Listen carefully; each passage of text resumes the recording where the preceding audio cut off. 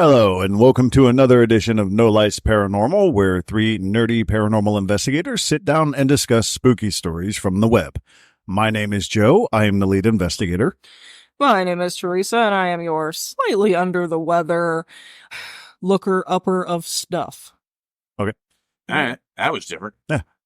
I'm Alex, Bobby Yaga enthusiast, the equipment setter upper. That's it. All right. You guys lackluster today, man. I feel like absolute microwaved dog shit. Like it's a beautiful thing. Hammered horse shit. I feel it. That too.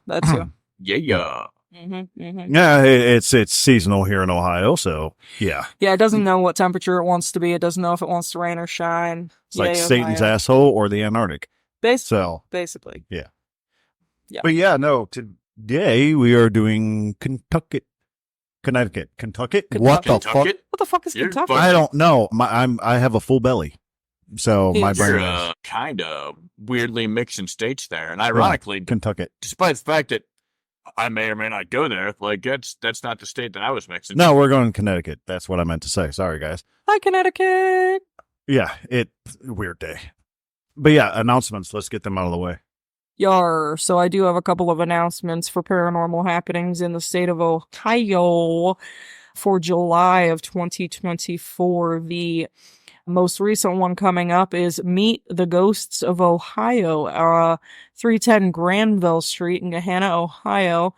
They're having a meet and greet with the paranormal group called Ghosts of Ohio. Apparently, they are world-renowned according to their little doohickey Bobby introduction thing. They've been around since 1999. You're right, guys, with it? Yes. So, Word up, homie. Yeah. Okay. I don't honestly know a whole lot about them, but it's probably going to be fun. Founded by a man named James Willis, the Ghost of Ohio is a nationally recognized paranormal research organization that seems to have pretty much the same basic standards as we do. Doesn't, release information on a haunt unless they have a permission from the client. They're not for profit, very reputable seeming. So yeah, seems like reasonable people. So all right. Seems standard. yeah, so go see them. Maybe it'll be fun. Maybe they'll have some good Nice. stories to talk about, some good pictures, EVPs to show you. Yeah, support local ghost Yes, owners, not support union. local mom and pops too. Yeah. So on the 11th, they are having a Spook-Getty at the Warehouse, the Spaghetti Warehouse in Dayton, Ohio, Thursday, 6:30 to 9 o'clock p.m. They're going to have food, fun, and ghost stories. Enjoy a delicious meal while listening to spooky stories. So that should be super. It does not specifically state if there were tickets available or if it was a first come, first serve. So maybe give your Dayton Spaghetti Warehouse a call and find out. If you would like to. But that is probably going to be fun. July 13th, you got a couple of things going on. There's Mysteries of the Paranormal, hosted by the Mid-Ohio Valley Players in Marietta. And also, over in Delaware, Ohio, they have Searching for Ghosts of the Historic Jail and Sheriff's Residence. This is something that they host most weekends during the summer all the way up through the start of winter at the Historic Jail and Sheriff's Residence on Central Avenue in Delaware. You do have all of your standard stuff. Madison Seminary's got a public ghost hunt the weekend of the 13th. They have another one coming up the weekend of the 27th. Ghost story at Lincoln Way Vineyards in Worcester, Wewtown, which is at 9050 West Old Lincoln Way on July 18th, starting at 5 o'clock. So that should be super fun. Talking about spirits while drinking spirits. That happens anyways. Yeah, it's a thing. It's a thing. So there are actually quite a few fun things going on. Oh, I'm sorry, I forgot one.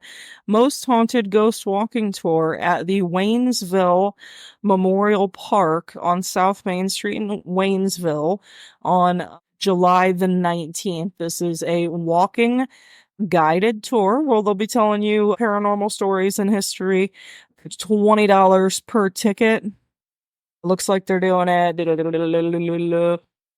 Oh, you can message them for private tours. You can find them on Facebook at Most Haunted Ghost Walking Tour. So Okay. yeah.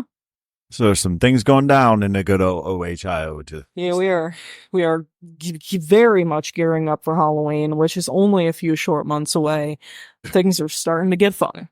That's what happens when you pass it forth. Mm-hmm. Yep. All the ladies are like, it's spooky season, get over it. That's right. That's right. Let's watch criminal series on Netflix. All of a sudden, we are pumpkin spice everything. Dear God.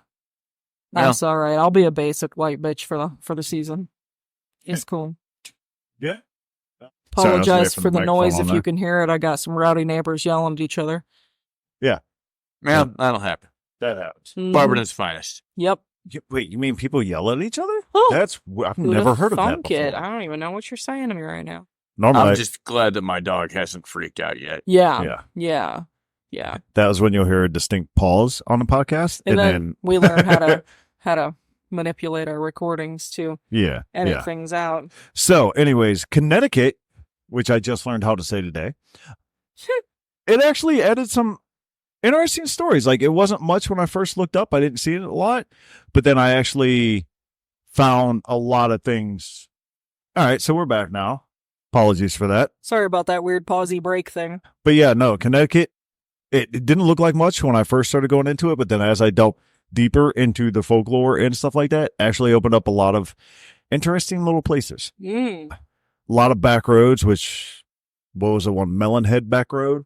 I think I read about. Yeah, that was actually pretty interesting. I had a theory about that, but Pumpkinhead. yeah. I actually had a theory about that, but I'll save that for later. But yeah, it's a lot of like, it seemed a lot like Ohio in the back stories or in the back road stories that you get from here. It seemed a lot like that. All right. Well, I'll tell you what. I'm going to throw a wrench in everybody's plan. And I'm going to go first again. Alrighty then. Because not really a wrench. It's not really a wrench, and it's just I don't do it a lot. You know what I mean? I guess I like to let people play their stories out and go, and I kind of base mine on what I'm going to do versus what you guys are going to do. No. So because mine is so weirdly broad spectrum this week, I was like, you know what? I'll go first this week. First off, one thing that I wanted to say is I don't think that I realized until I kind of looked it up how populated but unpopulated Connecticut is. There's a lot of national park. It's basically one huge national park. Right. For as small as that state is, outside of like the big cities. Yeah. Like it's all one giant forest / national park, which ironically enough, the Appalachian Trail runs right through the middle of it. Right. The whole last state, like from east to west, is Appalachian. Appalachia. So congratulations, you guys got that going for you. Right. And then you're literally like surrounded by other states that are super 13 colonies, paranormal, haunted. Yeah. So I kind of changed up my format a little bit this week, and I'm telling one story, but it's kind of more than one story, and I kind of did it in like a timeline substantial like summary this time for Connecticut. It's weird. I'm just going to go on and you'll get it as I go through it. Okay. So Connecticut, we're going to start in 1630. Okay. So in 1630, Puritan English lawyer John Winthrop arrives with 700 colonists and establishes the Massachusetts Bay Colony around its capital of Boston. Governor Winthrop either does not know or chooses to ignore the 1627 treaty between the English and the Dutch that divided the territories and tribes each would trade with. He established a trading post upriver from the Dutch on the Connecticut River in 1633 to intercept fur shipments, leading to many more conflicts between the English and the Dutch and their respective Native American trade partners. Oh, yeah. In 1634, English Captain John Stone is killed, allegedly by Western Neantic warriors, tributaries of the Pequot. I don't know how to say the word. I'm going to say Pequot. Close enough. Along with 7 of his men in response to Stone's actions against the natives, including kidnapping. John Winthrop sends his son to inquire into the situation, and the Pequots appear before the magistrates of at Massachusetts Bay. Sassacus, the Pequot chief, rejects the demand for more wampum and hostages, increasing tensions between the Pequot and English. Before you ask the question, no, I don't know what wampum means. I do. I'm assuming it's some kind of payment of some form. Somewhat. Recompense, if you will, is kind of what it seemed like more to me as I was going over the story. Hold on. Yeah. Where's our historian of the group that usually has me fact check before I'm done saying the sentence? Super told you that you're. Oh, she's sick this week. I'm counting on Joe. It's Indian money. It's Indian money? Gotcha. Well, wampum is also a city. All right. I don't think the city has to do with. Oh, wait. Hold on. Contrary to misconceptions, wampum was not Indian money. Wampum clearly had value as a trade items between the various native people before European contact, but it was later on after European settlement in America that wampum began to be used like currency. The traditional shell bead of the Eastern Woodlands tribe of Native Americans. Nevertheless, so the English demanded more. He said, increasing tensions between the Pequot and the English. In 1636, Captain John Oldham is murdered, reportedly by the Natiques of Block Island, which is in the next state over, Rhode Island. Kind of. It's like a weird border territory. Yeah. Vane sends John Endicott to demand surrender of the killers, children as hostages, and additional payment in wampum and fur. When Endicott's demands are refused, he attacks burning Nantic villages on Block Island and the Pequot village on the Connecticut River, killing many people. Pequots retaliate with raids on the English settlements throughout the fall of 1636 and into the spring of 1637. Interestingly, I'll go a little bit more in depth in that. Endicott's demands included more wampum, Pequot children to be held as hostages to ensure good behavior, and the men responsible for the murders. The natives refused. Endicott attacked them, burning the Nantic villages on Block Island, Pequot village on the Connecticut River, and killing a number of people. The Pequots retaliated with raids on English settlements throughout the fall of 1636 and into the spring of 1637 until the Mohegans and Narragansetts led the English to the Pequot stronghold early in the morning of May 26th in 1637, where they set the fort on fire and killed almost all of the Pequots found there. Estimates range from 500 to 700 killed either by burning to death, being shot as they ran from the flames, or other means, with most scholars agreeing on the higher number being 700, and most likely one even higher than that. Since the warriors were away from the fort with Sassacus at the time, most of the Pequots killed that morning were women and children. Okay. At the same time, Sassacus directed an attack on the colonists as they were returning home afterwards, but did not have enough men to win the advantage. He retreated with his surviving members to the New Netherlands, which is modern-day New York, to seek assistance from the Iroquois Confederacy, but was executed by the Mohawks, who sent his head and hands back to the English. Of the 3,000 Pequot living in Connecticut prior to the massacre, only approximately 200 survived. They were then sold into slavery and absorbed by other tribes as their lands divided among the victors by the Treaty of Hartford in September of 1638. So it seems to me like 700 is a very off number. If you're like, we had 3,000, there's only 200 left. Yeah. So nevertheless. It's a weird round number. So again, the 5 to 700, this was known as the Mystic Massacre. In May 26th of 1637, the Mystic Massacre occurs, a pivotal event of the Pequot War. English forces led by John Endicott himself and allied with the Mohegan and Narragansett tribes attacked the Pequot fort at Mystic. This is now known as Old Mystic, Connecticut. It's like Old Town versus New Town. You know what I mean? Yeah. Let's see here. So, after all was said and done, again, the Mohawks executed Sassacus and sent his head back to the English. The Mystic Massacre significantly impacted the colonial attitudes towards Native Americans, solidifying perceptions of them as dangerous and untrustworthy. This event shaped the future colonial and U.S. policies, leading to the displacement and marginalization of Native American tribes. In September of 1638, the Treaty of Hartford formally ends the Pequot War. Again, this is when the 200 surviving members were absorbed into slavery or sent to other tribes. Okay. Now, this is where it kind of takes a strong turn, and it's going to go back and forth a little bit. I'm kind of going over like a weird, haunted history of giant, significant events that happened in Connecticut. Okay. All right. So, 1642, the Connecticut General Court and Governor George Willis create a list of 12 capital crimes, including witchcraft, punishable by death. This law is grounded in the biblical scriptures such as Exodus 22:18 and Leviticus 20:27, reflecting the deeply religious nature of the Puritan colonists. In 1647, Alice Young of Windsor becomes the first person in the English colonies to be tried, convicted, and hanged for witchcraft. From 1647 to 1692, the Connecticut witch trials see more than 57 individuals tried for witchcraft, resulting in 16 convictions and 14 to 16 executions. These trials predate the more famous Salem witch trials by 4 decades and are notably harsher in Connecticut than in neighboring Massachusetts.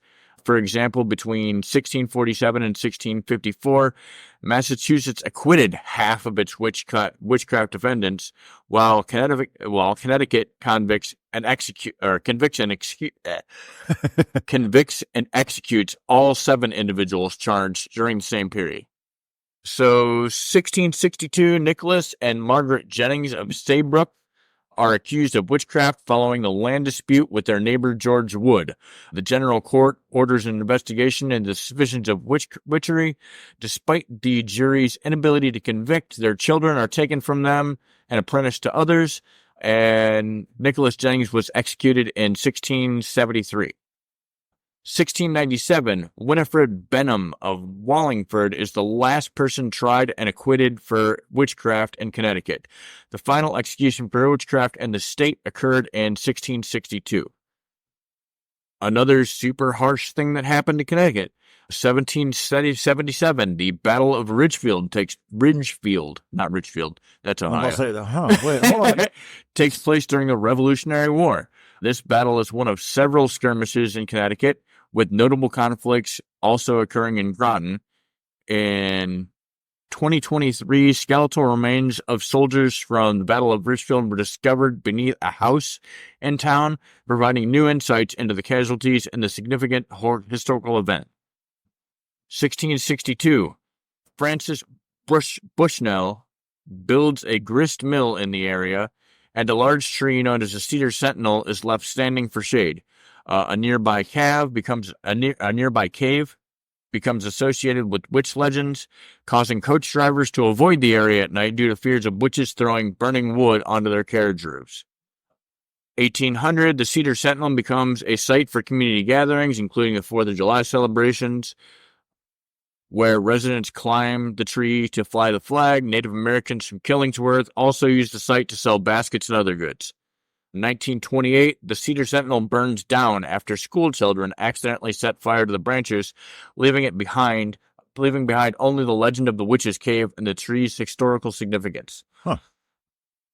Either way, one thing that I was looking at and one story that I was reading was, everybody is super excited about like places like Gettysburg. We know it to be famously haunted, right? Right. And most of the towns in Gettysburg, around Gettysburg, where these battles happen. Right. And when interviewed, a lot of the people in Gettysburg say, "Yeah, we're super haunted, but it's not Connecticut." Well, they say no. No, they're saying Connecticut is more haunted than Gettysburg. Oh, They don't have the same history.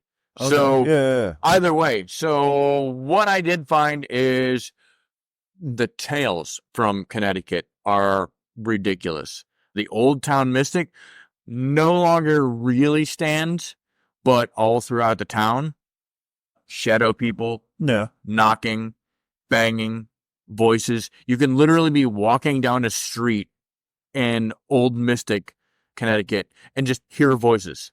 Huh. On any given street in the town. And it's not just a big city where you're going to hear voices. To the best of my knowledge, and These are more like disembodied voices. Yeah. Okay. To the best of my knowledge, and let me look this up just to be sure. Yeah, so Old Mystic, Connecticut has a population of like 3,000 people. So it's not a big city No, at all. It's it's not small. somewhere where you get it's kind of like your old town Geneva, like the square and whatnot. Like so like when it's empty, you know it's empty. You know what I mean? Also, so one of the other points was so the tree on Sentinel Hill, it was also tied to the same place as where'd you go? It's the same place that the fort stood. Okay. Where the Pequot attacked the English back. Trying to remember the name of the fort. Let me see if I can find it. He's in a singing mood today, folks. Clearly. Kind of. Fort Saybrook.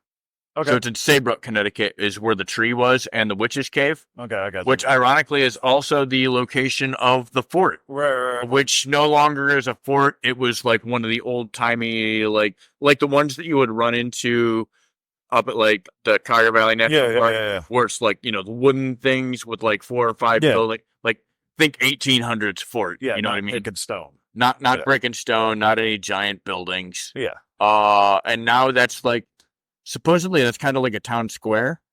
Again, same thing. You hear voices, you see full-bodied apparitions have been mentioned being seen there. Okay. Shadow people. So the whole gamut. It seems to me like Connecticut's own version of like Savannah and Georgia. All right, yeah. No, maybe. And that's just crazy to me. I mean, there's one thing that we've noticed in doing the states that all of them have kind of like a hotbed of where all of it seems to be happening.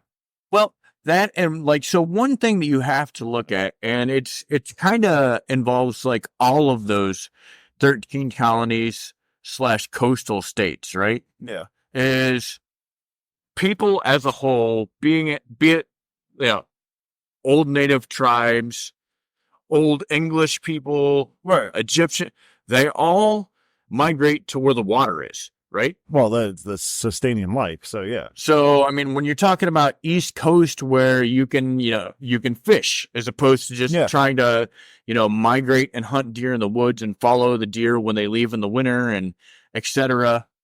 So it stands to the extra reason, like shit was extra violent. Well, you know what I mean? Where life is, violence follows. At one time or another, especially like then. At one time or another, the whole of Connecticut was a Native American turf war. Yeah. And a Native American turf war with the English and Dutch when they got here. And supposedly, as I read, there was some super underhanded shit even between like the Dutch and the English, where they were like, "Oh, no." Like, well, let's face it, back in those days, there was no such thing as a written contract. There was, but most of it was done with back alley deals. They're shysters back then. So, yeah, it's possession. It's not shocking. Yeah. That's kind of where the term possession is 9/10 of the law came from. Yeah. Because back then, who's going to argue? No one. Bob owned a farm. I shot Bob. Bob doesn't own the farm anymore. Yeah. You kill what you keep. Or you keep what you kill. I'm sorry. So that's kind of what I wanted to lead with, because I found just the rich history of the state itself to be amazing. Okay. Like, I'm like, yes, this state has every reason in the world to be haunted. Only to me, it feels like a whole state as opposed to like that whole state feels like the valley to me. Okay. I know what you mean. You know what I mean? Yeah. Like there's something around every corner and there's every reason for it to be there, whether we agree with it or not. I dig it. Makes sense. Hell yeah. All right. So that was your story? That's my story. Okay, I got the whole gambit of the backstory of Connecticut. And you're sticking to it. Yeah. And my story. All right. So I actually wanted to talk about something that's a little bit on the controversial side, because it is an incredibly famous and one of the most well-documented hauntings probably in the entire U.S., let alone the fact that it's in Connecticut. And you will all have heard of it from the lovely movie A Haunting in Connecticut. Go figure. So it is the Lindy Street haunting. This one's really interesting because there is so much extremely well documented quote unquote evidence that comes out of this place. And yeah. So I'm going to start off. There is a house. I'm going to go and scroll back to the top here. There's a house. Go figure. This house is in Bridgeport. This this event happened back in the 70s. And this, again, is one of the absolute most well-documented hauntings possibly in the U.S. So this house, it was November 1974 that the Connecticut Post, which back then was called the Bridgeport Telegram, published a story about police and fire authorities entering a Lindy Street home where they encountered, quote unquote, unusual occurrences of moving furniture. The story, of course, gained national attention, and at one point, literally thousands and thousands of people flocked to this house every single day to just basically stand outside and see if they could spot anything. So there were over 77, some say as many as 100 eyewitnesses, and these people were police, firefighters, plumbers, electricians, building inspectors, you name it, and they were here because what happened was the family who lived in this home, there's a little bit of a backstory, and it's actually kind of sad. So it was the Gooden family lived in this house, and they ended up having a son. Well, they live in this house with their son, who unfortunately is born with cerebral palsy. He makes it a few years, but unfortunately does not make it past childhood. He passes away. A few years later, they decide that they are going to adopt. So they actually bring a little girl down from an Indian reservation in Canada, and they have adopted her. So for starters, she's Canadian. She's also Native American. As you can imagine, she gets picked on quite a bit in, that time period in Connecticut, which is, old place. So her parents decide that they're going to pull her out of school, bring her home, and homeschool her. So a tutor starts coming by the house, and the tutor is actually the first person who noticed something crazy happen, and it was in the form of an object, a chair, actually moving across the living room floor. So that was obviously a little bit unnerving. Some other things went on. There were quite a few, bangings and other weird little, moving furnitures, objects moving.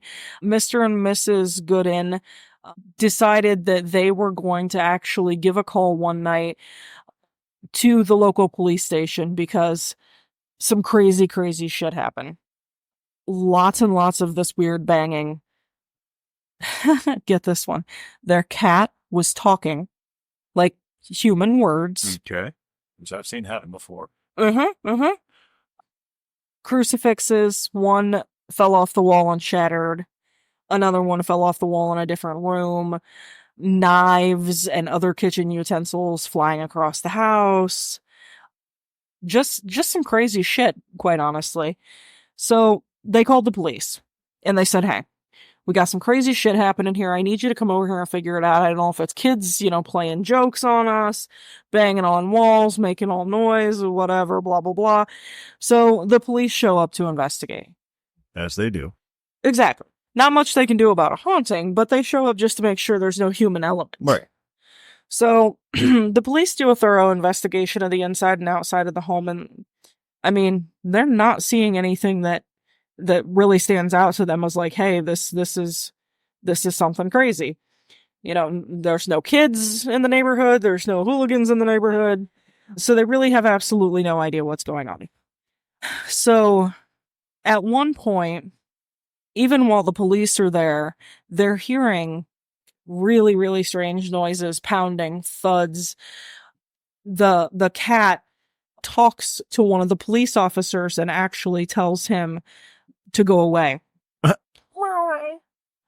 The police officer wrote down in his statement that, like, this was not meowing. This was the cat in a deep man's voice telling him to go away. Freaked him out quite a bit. Matter of fact, he quit the force, stopped being a police officer, and moved far away. So, interesting stuff. A knife block that was screwed to the wall in the kitchen somehow managed to free itself and went flying across the kitchen while the police were there. So they saw this happen. So they don't really know what to make of this. So they call in the fire department. Okay. So now we have police and we have fire department officials at the home. Interesting stuff. While they're there, the kitchen table flipped over with groceries sitting on top of it. So groceries spilled all over the floor. There was nobody in the kitchen at the time that this happened. They just heard this extraordinarily loud noise, went in there, and shit was awry. The refrigerator began sliding from its space against the wall and actually levitated about 6 inches off of the kitchen floor with no hands attached to it at all. Odd. A 23-inch television that was sitting near the sink fell somehow, even though it had been there for years, off of the counter there onto Laura's foot. Laura is one of the owners of the home, and busted and bloodied up her toes. They still have no idea what's happening. Obviously, they don't stay forever. So the Goodens are having dinner in their living room with a neighbor on November 21st when they hear the sound of glass breaking. The lower panel of the master bedroom window had shattered from the inside. A day later, the family was watching TV in the living room when they heard sounds coming from the master bedroom. The curtains of a closed window had fallen to the floor. They put the curtains back up, but before they could leave the room, it happened again and the curtains fell. This time, they left the curtains down and they returned to the living room. About 30 minutes later, the curtains were lying on the kitchen floor. The mystery and unease grew when a knocking sound, gentle and slow at first, built into a rapid pounding. It stopped after a few minutes, and the family went to bed.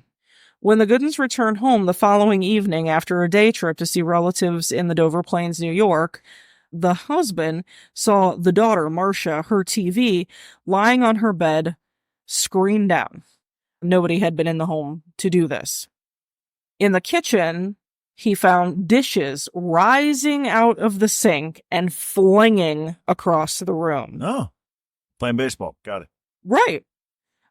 It honest to God just keeps going from there. They're talking about people feeling presence in the kitchen, towels and toiletries flying around the bathroom when Marcia was in the bathroom trying to, get ready or brush her teeth or take a bath or whatever. A lot of these things had a lot to do with this little 10-year-old girl. And all of this activity didn't start until very shortly after this 10-year-old adopted girl arrived at the home. So, first thought is this is something potentially paranormal. They called in our good old pals, Ed and Lorraine Warren, who went to the house, did a very, very thorough investigation. Let's see here. So he calls them, a neighbor actually called Ed Warren and said, "Hey, my neighbor next door really needs you." Explained all the shit that was going down. The husband says, "You've got to help us. Something evil is wrecking our house." They walk inside. It looks like the house has been robbed. Things are absolutely everywhere, strewn across the floor. The living room TV has rotated 35 degrees. Recliner shook, and the refrigerator was sliding across the floor, making absolutely no sound or leaving marks as it slid. A whole giant refrigerator. They really didn't want to believe that this was supernatural. So they're looking for any reason or cause that they possibly can find. Yeah, they're not really finding one, to be honest. So at this time, when all of this crazy shit is going down, Marcia, the little girl, she's sitting in the living room and she's watching cartoons. She's not scared. She's not in hysterics. She's not freaking out about the crazy shit going on all around her, shit flying, refrigerators hovering, tables flipping. None of this. She's just watching some cartoons. Okay. So that really kind of caught the attention of certain people. Right. And they started saying, okay, well, this is really interesting that this little girl is not responding to these things. So let's see here. There was, also the same neighbor. Apparently, somehow this neighbor had knowledge of poltergeists, and that's why he ended up calling Ed and Lorraine Warren to begin with. But they came, and they arrived with a priest and a 21-year-old seminary student. The Warrens were present when Marcia, sitting in a recliner in the living room, the recliner starts to rise. It flips over in midair, basically slinging this little girl to the floor. At this point, there's so much shit going on. The Associated Press is involved, etc., etc. You know, police are involved. Everybody and their mother's involved. And there are people just absolutely swarming this street corner trying to catch a glimpse of what's going on. It is so bad that a couple of local guys decide that they're going to basically exorcise this house. So they're outside. Thankfully, the police were there when this happened. They're outside and somebody starts smelling smoke. These guys are out back of the house, gonna burn the damn house down to clean it of its energies. Well, that's one way to cleanse it. With all of these people, including police officers, in it. Well, they got the fire put out. There was no real damage, etc., etc. In Joe's world, that's how we cure spiders. Right. Yeah, it's true. It's damn true. Shout out Kurt Angle. Let's see here. There's so much. There's so much more. One entity apparently picked up little Marcia and threw her across the house. Everyone in the house went onto the front lawn in the cold November rain. Go figure. That's a great line, in the cold November rain. Yeah.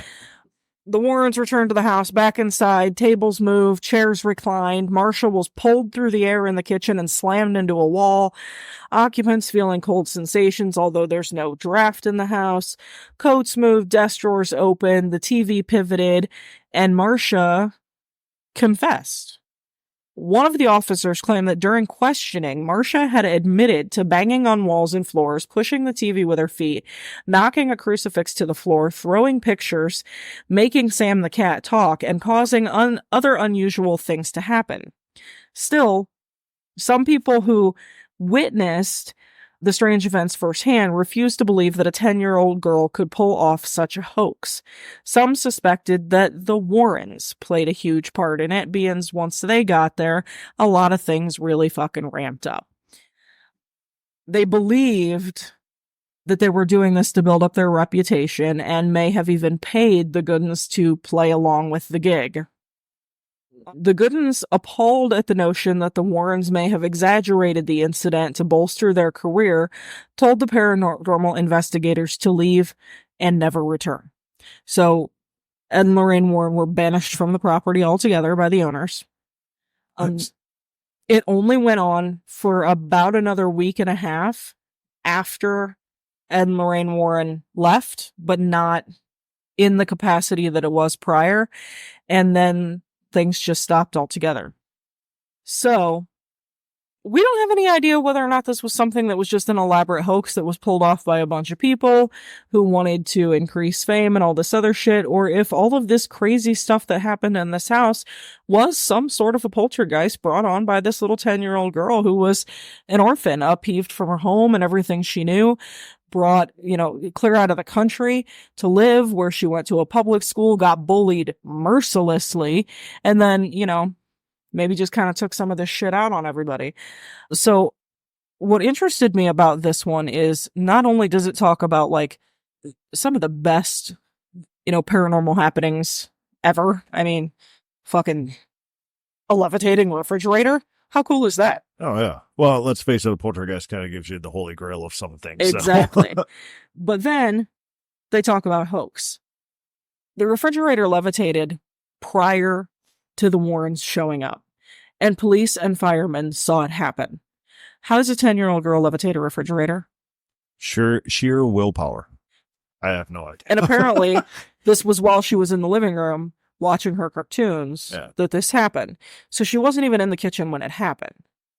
Yet, Well, not only that, but the thing that struck out to me is how are you going to make a cat talk yeah, and apparently the cat said in a man's voice when you're a 2-year-old several girl? things to police.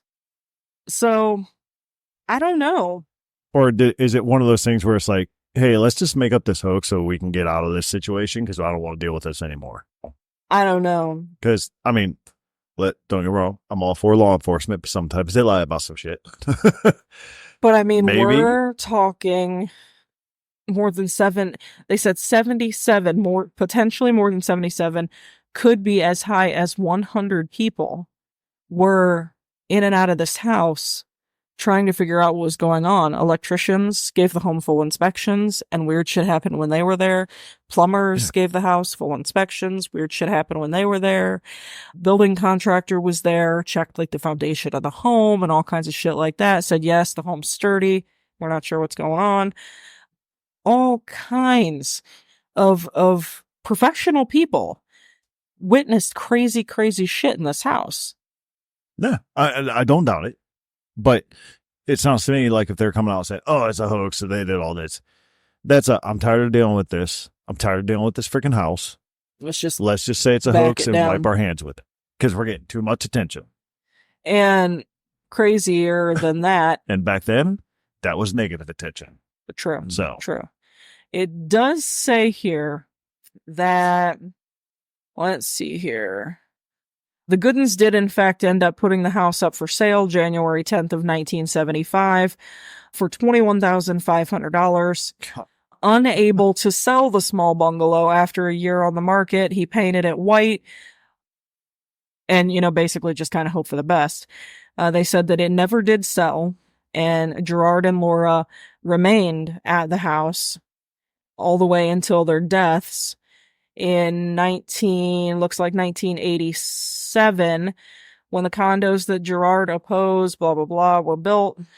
Laura died at age 68 in 1993 in a car crash, and Gerard died of natural causes 4 years later in the home. Marcia is not actually mentioned in either one of their obituaries, interestingly enough. And she went to live with the Bradys.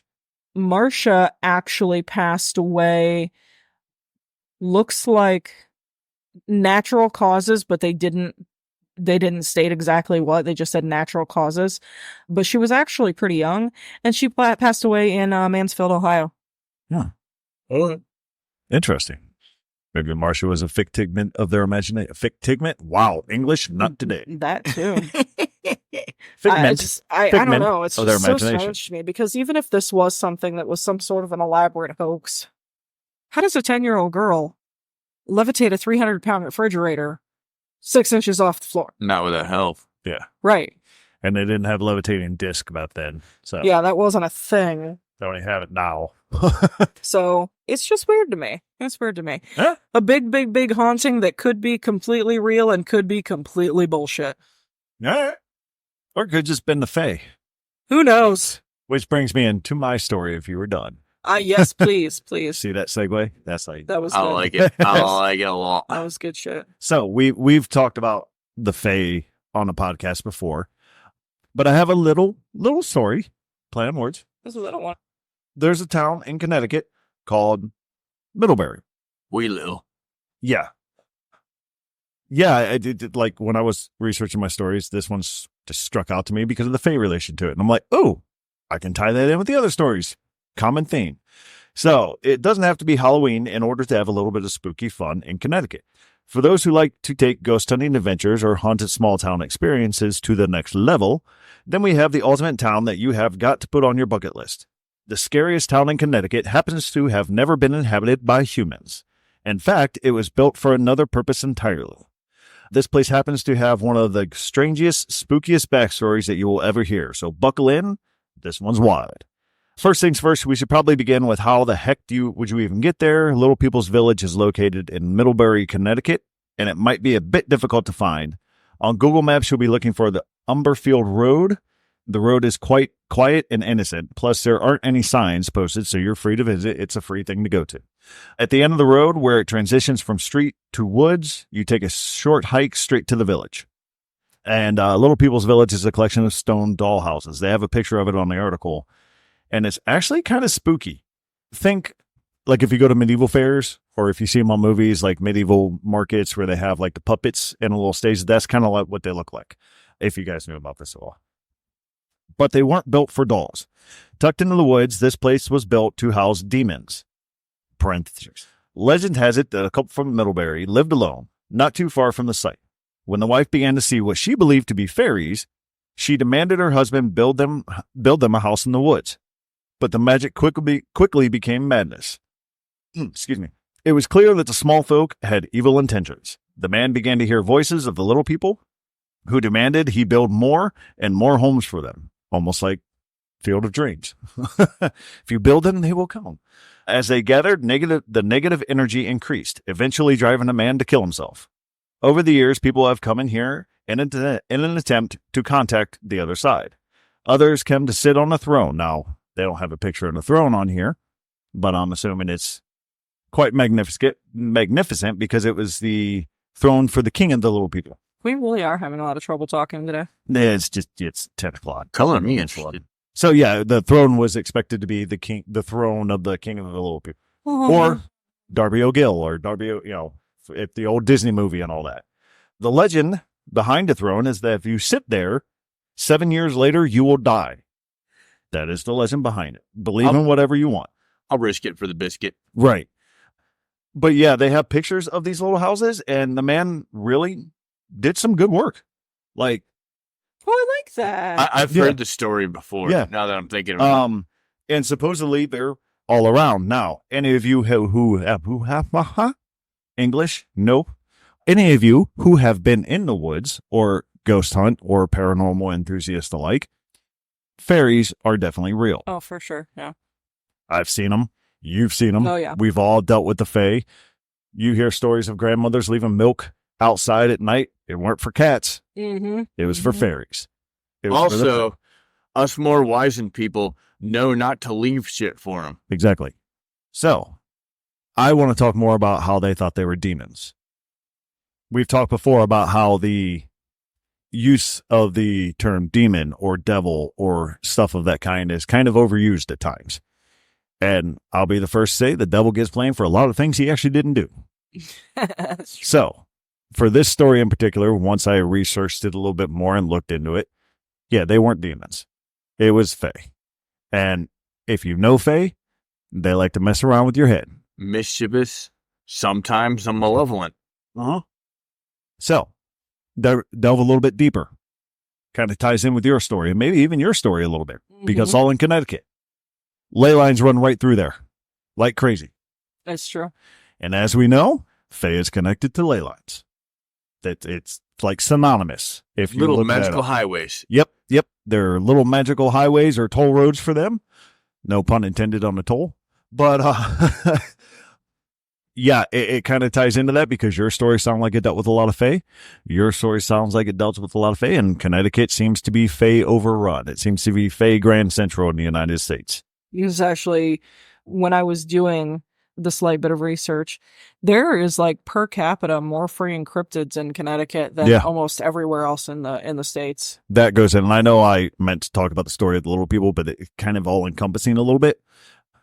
Yes, you're right. Cryptids are known there. Yeah, it's and crazy. When I mentioned Melonhead Road, that was part of it. They thought like kind of inbred people had went up into the mountains and lived there, and then when anybody that come in, they would throw stones and rocks. Well, one of the biggest things about Bigfoot or cryptids, they throw stones and rocks at people. Yep. It seems abundant here that there's something going on in Connecticut. There's something big going on there. Paranormal-wise, I'll put it that way. Right. And there was even one article that I read that had the government shutting stuff down up there because they wanted to use the fae in their army. I thought that one was personally hilarious. Hold on. Let me get my Reynolds wrap. Yeah. I need a hat. Yeah, that one I had a good little giggle over. Like, you mean you want to enlist the fae into the United States military? Okay. Granted, that would probably be awesome, but it's not going to end well. But yes, Melonhead Road also had the cryptids throwing rocks at them. the woman that wrote the article said that she went there one night when she said she begrudgingly dragged some coworkers to go along with her that didn't want to go, but she took them anyways. And I thought of you, Teresa, when I read that. Right. But she said that she went there in the daytime and nothing happened. Other than it being absolutely gorgeous, nothing really happened. She goes, but at night could be an entirely different story. Right. As in case with the little town, I got no doubt in my mind that they actually saw Faye. Yeah. And hey, build us some houses. Build us houses, we'll get you rich. They didn't say you had to be alive or dead. Well, the thing is that with Faye is the more you give, the more they take. Mm-hmm. Well, that's why I said it. They gave them the thing of, you want to be famous, we'll make you famous. We just didn't say you'd be alive to enjoy it. Well, it's like people that, let's put it as simple as dabble in witchcraft for the first time. Right. Guys, don't fuck with shit that you don't know what you're doing. I'm not saying don't do it. This is another one of those Baba Yaga comments. I was going to say. I'm just saying, back in my day, we didn't have the internet, so we'd say, read your fucking encyclopedia first. Yeah. Talk to some people that actually know what they're doing. Yeah. I was going to say, I say it at the end of every podcast. I make a little quip when Alex says, don't mess with the Baba Yaga, and I make a little quip saying, mess with it. No, don't mess with it. Yeah. Like, leave it the fuck alone. There's actually something interesting going on here in my house that I'm leaving the fuck alone. Your son? Okay. Other than standing in the room there next to the fish tank.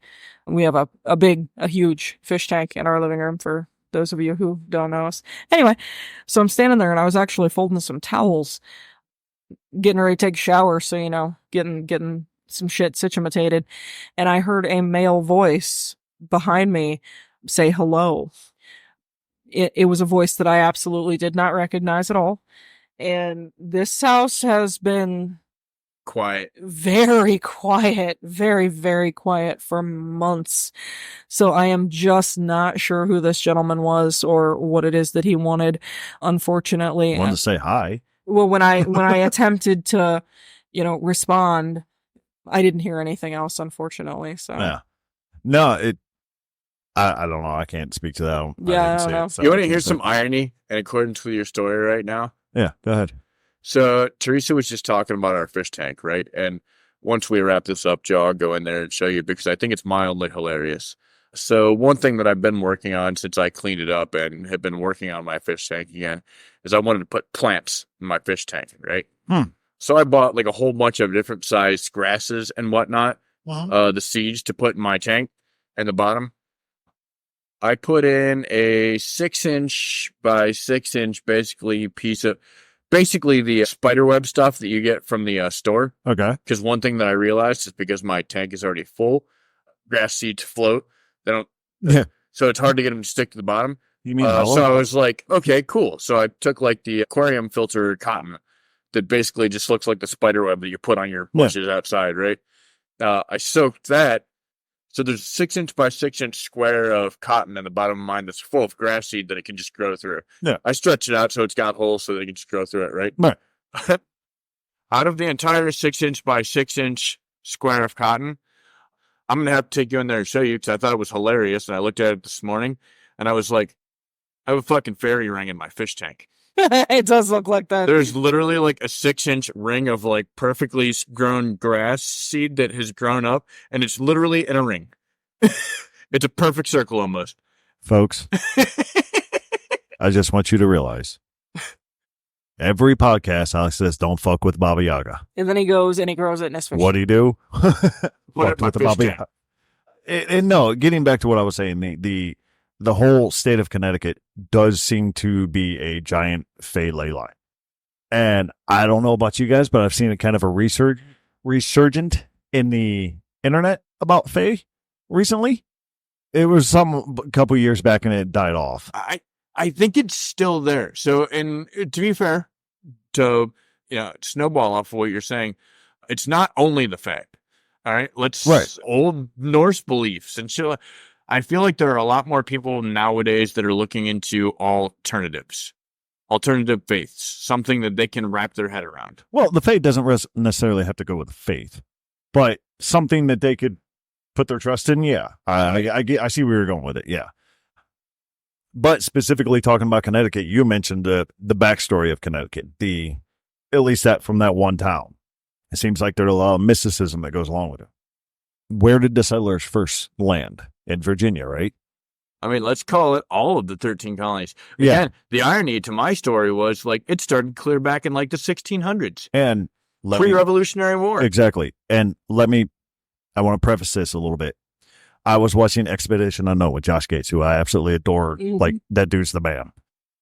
He was kind of in the original 13 colonies. He was looking into, I think, when Washington crossed the Delaware, and it almost got stopped by this family that had turned against the United States and went to the British. I can't remember. The Boone, maybe? I can't remember. Anyways, he was on their property. Apparently, they had heisted some U.S. Treasury and then buried it on this hangout that they had. That isn't the story I'm talking about. The story I'm talking about is when he found a coin. He mentioned something that resonates now with this story. He found a coin, and he's like, he was taken aback. He was like, I'm literally holding a piece of history. This was made at the time that America was first being founded, pretty much. At the time that this coin was made, it was over in Europe. Mhm. It sailed across the ocean to get here to be right in my hand. Just think about that statement. In the original 13 colonies, there's a lot of Old English stuff there. Some of it may have things attached to it. Right. And I mean, to be fair, we've mildly touched on it before, and I feel like it's going to be a common theme throughout every state that is involved with the original 13 colonies. Like, Right. it goes from, so let's start at the very basics. America was founded on the idea of we're going to come here so we don't get persecuted for our religion. And to be fair, that was just a different stem off of Christianity. You know, that was like Puritanism Yeah. versus like whatever. You Yeah. know what I mean? But then you have old Irish beliefs, old English beliefs. You had when they originally started bringing slaves in, you had the voodoo stuff that what African Voodoo, belief. yeah, Like, yeah. so like 13 colonies to me is just a cesspool of Yeah. Which is, again, the original basis for these states that we've been doing. I want to do the 13 colonies. and the irony to me is if you take kind of the basis for the TV show that was on TV, American Gods. Yeah. I don't think gods die, they just forget forgotten. Yeah. Beliefs Correct. don't die, they're just Correct. They die off after a while, but die is another word for forgotten. right. But yeah, as far as this goes, like, who knows what was attached to some of the stuff they brought over on their ship? Because Whatever they let's face it, believe. they didn't want to, be persecuted for what they believed in. That didn't necessarily mean Christianity or a version of Christianity. Right. That just meant I want to practice this, and I don't want to be persecuted about this because you guys are kind of killing us off because we don't believe in what you believe in. Which is really kind of the irony of the witch trials, right? Yeah. Yeah. It got That's a whole bubble kerfuffle. fuck all by itself. Yeah. But yeah, who knows what was brought over and actually took root here in this that could have not been here originally. And I'll go even further since you're going on that route. I'll go a little bit further with it. What if there's a turf war between that? Like you have the Native American gods and spirits. I don't think they call them gods or anything like that. Yeah, the great spirits. Then all of a sudden they're being interacted with the Fae. And like, what the hell are you? And they're like, hey, fuck off. Or something like that. So it's piggybacking off of what you're saying and bouncing an idea off, and it's going to be the question that I have. I'm going to tell a very quick short story here, and I'm going to end it with a question to both of you. And thinking about it, and I don't have an answer. okay. All right. I like these. So last place worth note for me, kids, it's a place that I originally was kicking around. I just couldn't really find enough to do a story on it. Got you. One of the most haunted places claimed in Connecticut is the Bruce Museum. Yeah. The Bruce Museum has a story to go with it. It's the bad luck of the Irish. Yeah. I got that. So 2 Irish servants, English, working at the Belhaven Mansions, which has since turned into the Bruce Museum, in the late 1800s fell in love.